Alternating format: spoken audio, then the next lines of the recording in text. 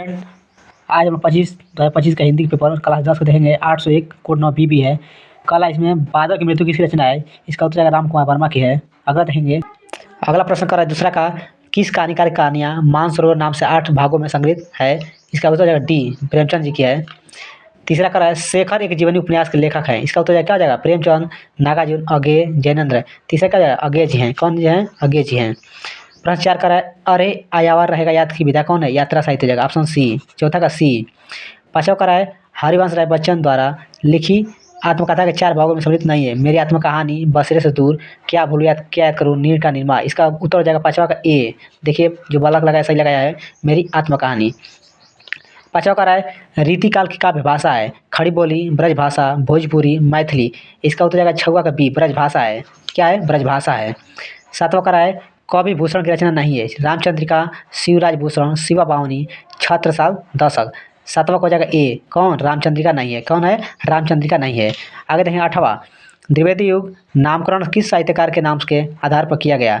हजारी प्रसाद द्विवेदी, सोहनलाल द्विवेदी, रघुवीर प्रसाद द्विवेदी। उत्तर ऑप्शन क्या हो जाएगा? चौथा हो जाएगा, ऑप्शन डी, महावीर प्रसाद द्विवेदी के नाम पर ही द्विवेदी युग का नामकरण किया गया है। ये पढ़ाया गया हुआ था हमारे। प्रश्न 9 कराए, तार सप्तक के कवियों को अज्ञेय ने क्या कहकर संबोधित किया है? राहों के अन्वेषी, नई धारा के साथी, साहित्य सहचर, पथ के साथी। 9वां हो जाएगा क्या हो जाएगा? ए, राहों के अन्वेषी कहकर पुकारे थे अज्ञेय जी। प्रश्न 10वां कराए, धूप के धान किसकी है? धर्मी भारती, गिरजा कुमार माथुर, रघुवीर रासाय, भवानी प्रसाद मिश्र। इसका उत्तर 10वां का बी हो जाएगा। कौन है? गिरजा कुमार माथुर जी हैं। कौन है? गिरजा कुमार माथुर जी हैं। देखिए जो बालक लगाया गलत लगाया यहाँ पे। आगे देखेंगे हम लोग। प्रश्न 11 का है, करुण रोज का स्थायी भाव क्या हो जाएगा? सु। क्या हो जाएगा? Option D.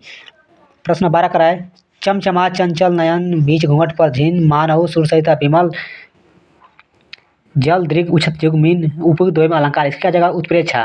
क्या होगा? उत्प्रेक्षा। देखो हूँ आ गया, मनहु आया है, इसलिए उपमा उत्प्रेक्षा अलंकार होगा। प्रश्न 13 का है, रोला छंद किस प्रकार का छंद है? ये हो जाएगा सममात्रिक छंद है। क्या हो जाएगा? सममात्रिक छंद हो जाएगा।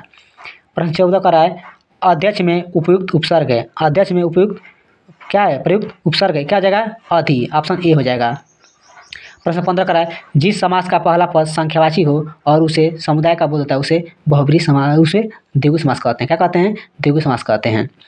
प्रश्न 16 का है, खीर शब्द का तत्सम रूप है। क्या हो जाएगा? क्षीर हो जाएगा। तस्मय में प्रश्न 17 का है, तस्मय में विभक्ति और वचन है। इसका उत्तर हो जाएगा चतुर्थी विभक्ति एक वचन। प्रश्न 18 का है, जिस वाक्य से आश्चर्य, दुख या सुख का बोध हो उस वाक्य को हम क्या कहते हैं? विषम बोधक कहते हैं। ऑप्शन बी हो जाएगा। प्रश्न 19 का है, रोहन से चला नहीं जाता। इस वाक्य में कौन सा वाच्य होगा? इसका उत्तर जाएगा कर्तवाच्य, कर्मवाच्य, विशेषवाच्य। ऑप्शन डी, भाव। यानी क्या हो जाएगा? इसका उत्तर भाववाच्य हो जाएगा।